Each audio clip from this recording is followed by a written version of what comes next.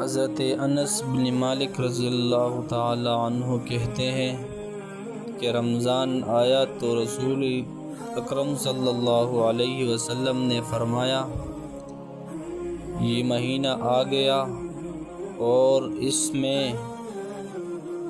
एक ऐसी रात है जो 1000 महीनों से बेहतर है।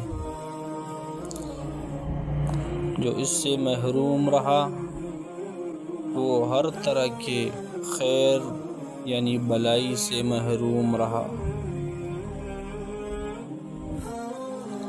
और इसकी भलाई से महरूम वही रहेगा जो वाकई महरूम हो।